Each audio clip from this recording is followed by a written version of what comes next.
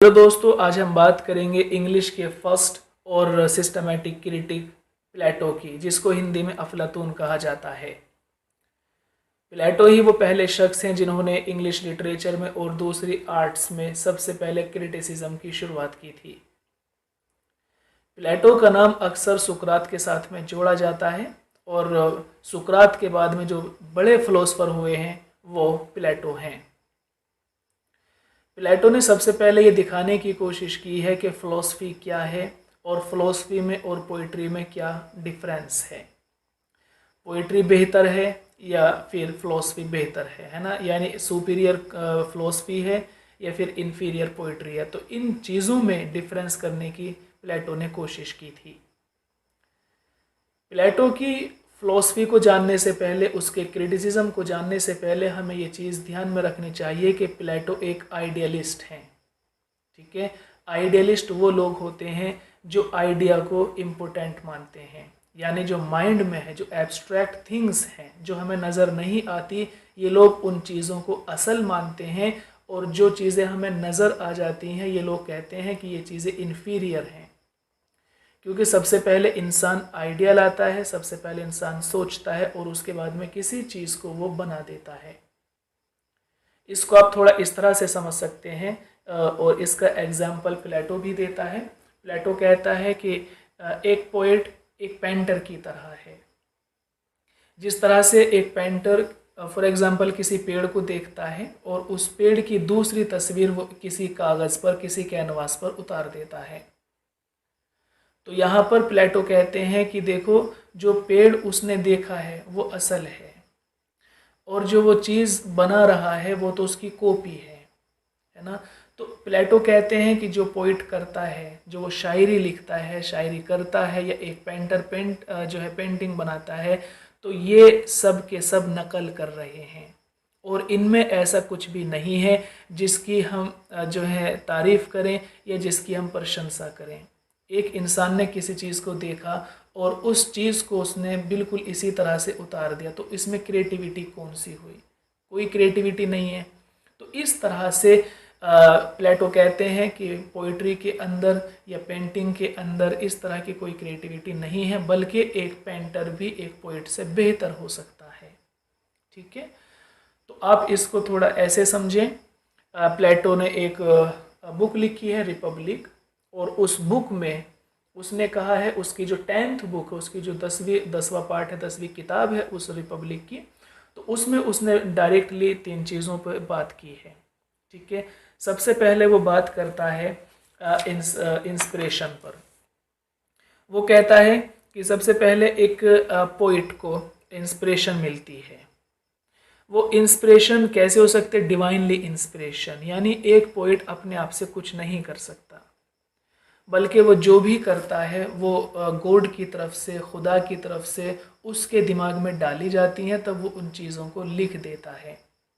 ठीक है, तो यहाँ पर हम ये चीज़ क्लियर कर लें कि प्लेटो उन शायरों की बात करते हैं, उन पोइट्स की बात कर रहे हैं जो कि गुड जो है पोइट हैं, जो कि अच्छे शायर हैं, जिनकी पोइट्री से समाज में बिगाड़ नहीं होता। ठीक है, तो ये बात हम दिमाग में रखेंगे कि प्लेटो पूरी तरह से पोइट्री को जो है नकार नहीं रहे हैं, पोइट्री को पूरी तरह से वो अगेंस्ट नहीं है, बल्कि प्लेटो केवल जो बुरी पोइट्री है, ऐसी पोइट्री जिससे समाज में बिगाड़ पैदा हो सकता है, उस चीज़ के ख़िलाफ़ हैं। अच्छी पोइट्री की तो वो प्रशंसा करते हैं। वो कहते हैं कि अच्छे पोइट वो हैं जिनके माइंड में खुदा की तरफ से जो डिवाइनली इंस्पिरेशन है वो आती है और पोइट अपने कलम से उस चीज़ को कागज़ पर लिख देते हैं, वो गुड पोइट्री है। लेकिन यहाँ भी एक शायर का कोई कमाल नहीं है। क्यों? क्योंकि वो तो खुदा ने उसके दिमाग में उतारी है। ठीक है, तो दूसरी चीज़ कहते हैं इमिटेशन। दूसरा जो उनका इम्पोर्टेंट कंसेप्ट है वो है इमिटेशन। इमिटेशन में फिर वो वही बात बोलते हैं, इमिटेट माने किसी चीज़ की नकल करना, किसी चीज़ को कॉपी करना। यहाँ पर प्लेटो कहते हैं कि एक पोइट केवल कॉपी करता है और दूसरी चीज़ की नकल करता है, उसके अंदर क्रिएटिविटी या रियलिटी जैसी कोई चीज़ नहीं है। यहाँ पर हम पेंटर वाले एग्जाम्पल को ले सकते हैं। वो कहता है कि एक पेंटर या एक पोइट एक पेंटर की तरह है, जो किसी जो है पेड़ को देखता है और फिर उस पर अपनी शायरी गढ़ देता है। विलियम ब्लेक ने एक टाइगर देखा तो उस पर अपनी पोइट्री लिखी है। एक उन्होंने लैम्प देखा है तो लैम्प पर अपनी पोइट्री को लिख दिया है ना। तो इस तरह से शायर क्या करता है, किसी चीज़ किसी ऑब्जेक्ट को लेता है, किसी चीज़ को लेता है, किसी आइडिया को लेता है और उस पर लिखना शुरू कर देता है, लेकिन वो चीज़ वहाँ पहले से ही मौजूद होती है। ऐसी बहुत कम चीज़ें हैं कि शायर अपने दिमाग से उनको क्रिएट करता है। कोई अगर फाउंटेन पर लिखता है तो फाउंटेन मौजूद है, माउंटेन पर है तो माउंटेन मौजूद है। विलियम ब्लेक अगर लिख रहे हैं लैम्प पर तो लैम्प तो एक ऑब्जेक्ट पहले से ही मौजूद है। ठीक है, तो उन्होंने कहा कि इमिटेशन, कि हर पोइट इमिटेट करता है, वो नकल करता है।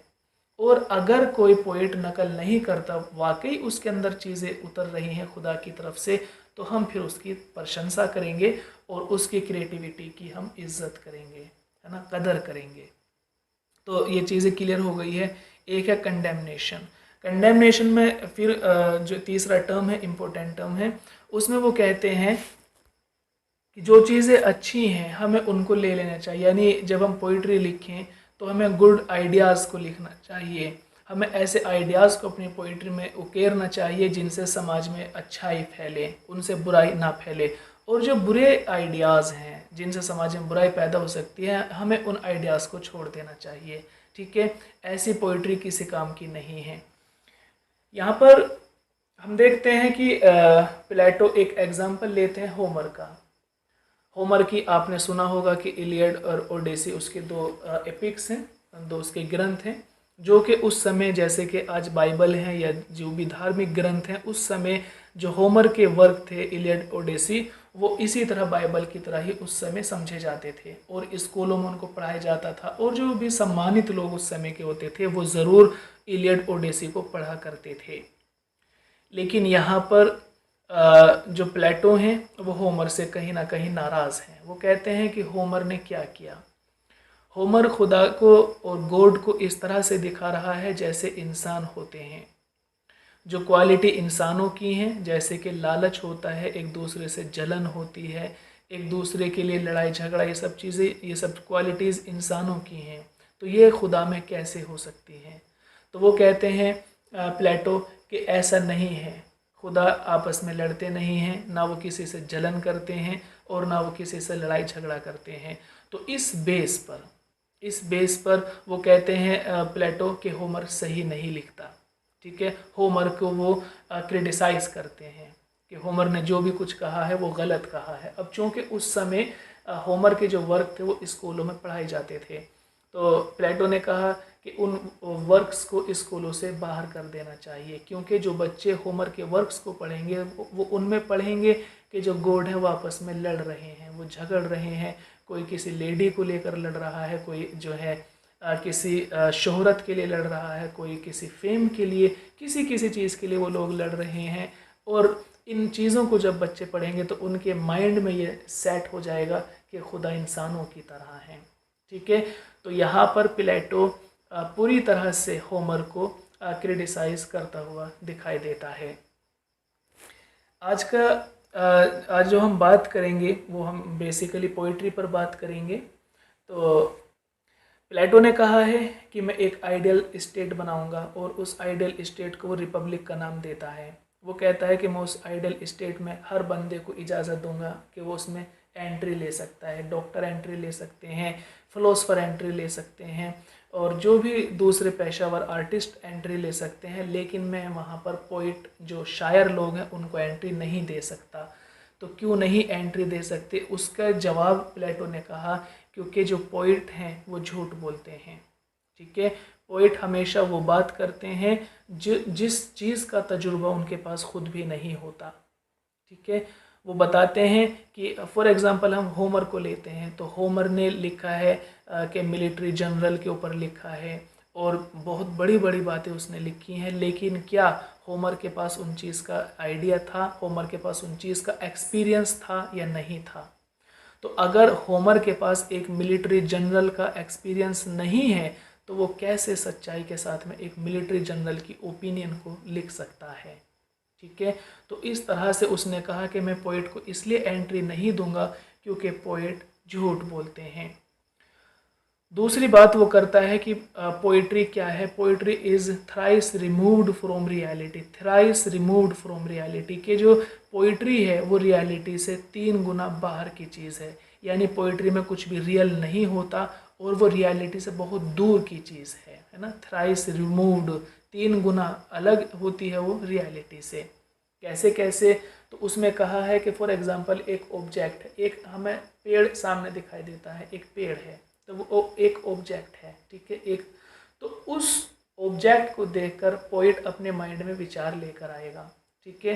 तो ये डबल हो गया और फिर वो जो आइडिया उसके दिमाग में आया है पोइट के, फिर वो उसके कागज़ पर उकेरेगा, उसको नोट करेगा, उसकी जो पेंटिंग या ड्राइंग जो भी वो बनाएगा। तो इस तरह से कहा है प्लेटो ने कि एक पोइट्री जो है वो रियलिटी से 3 गुना बाहर की चीज़ है, ठीक है। नेक्स्ट देखें, एक बात प्लेटो करते हैं कि पोइट इसलिए भी अच्छे नहीं होते हैं क्योंकि पोइट जो भी चीज़ सोचते हैं वो फ़ौरन उस पर लिखना शुरू कर देते हैं।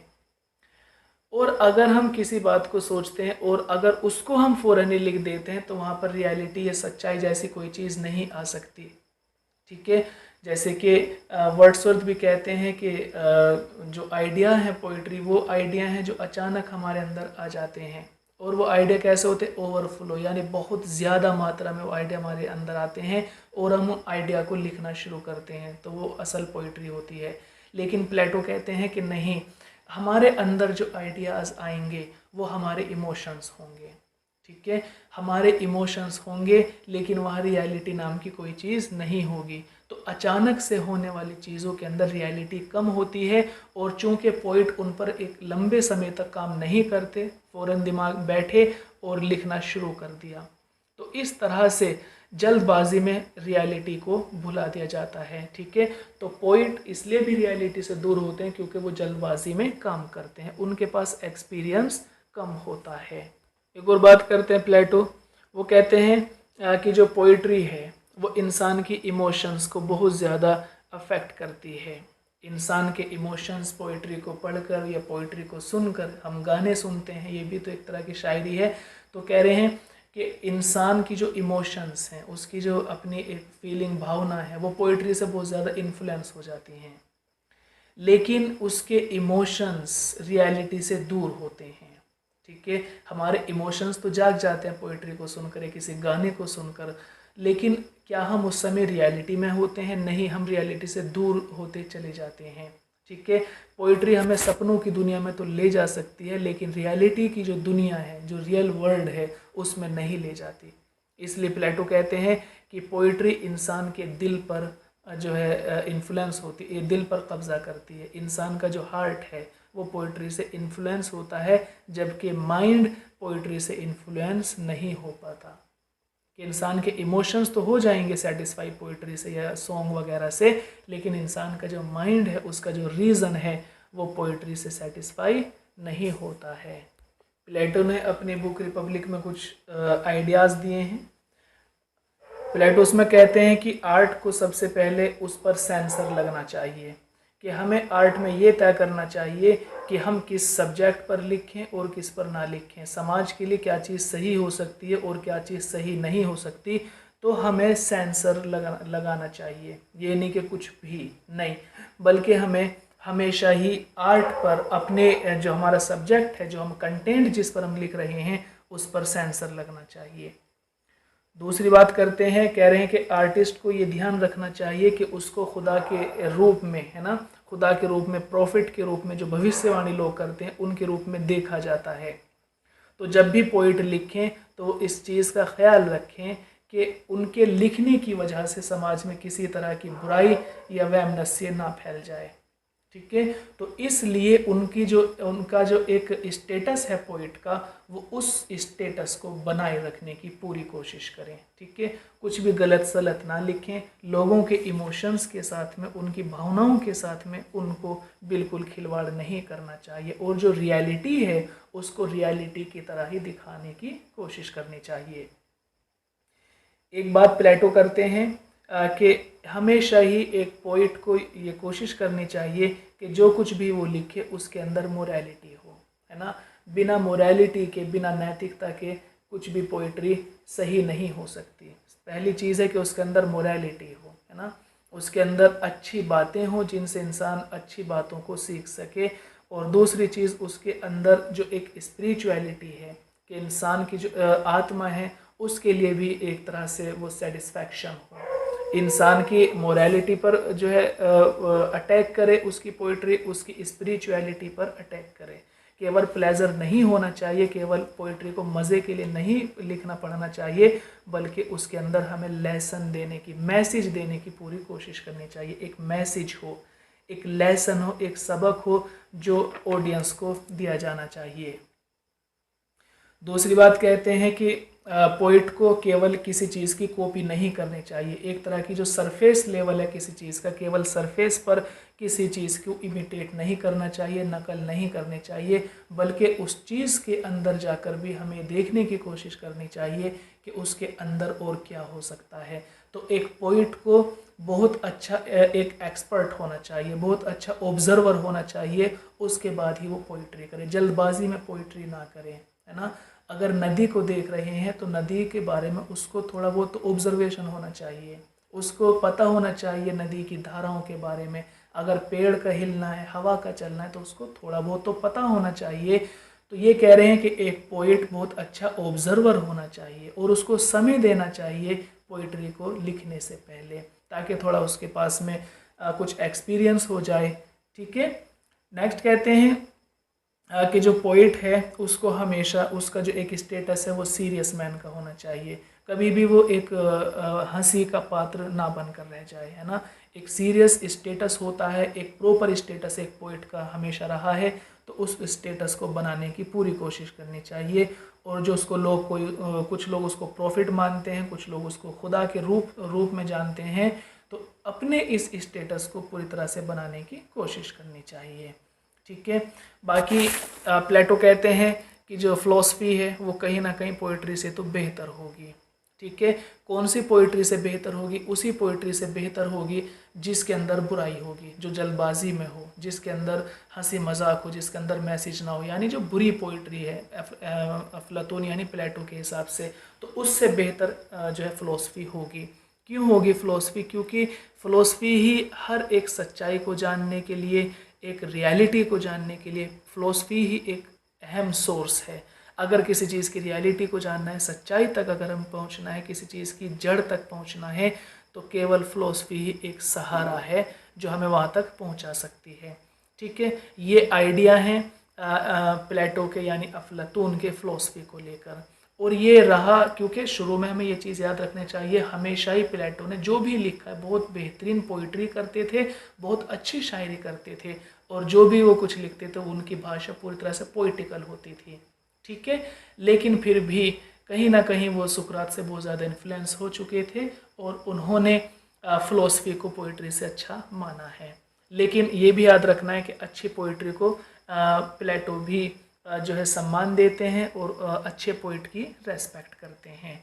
ठीक है दोस्तों, तो आज के लिए इतना ही काफ़ी है। सुनने के लिए धन्यवाद। आपका दिन शुभ हो। तो दोस्तों, आज हम बात करेंगे इंग्लिश के फर्स्ट और सिस्टमैटिक क्रिटिक प्लेटो की, जिसको हिंदी में अफलातून कहा जाता है। प्लेटो ही वो पहले शख्स हैं जिन्होंने इंग्लिश लिटरेचर में और दूसरी आर्ट्स में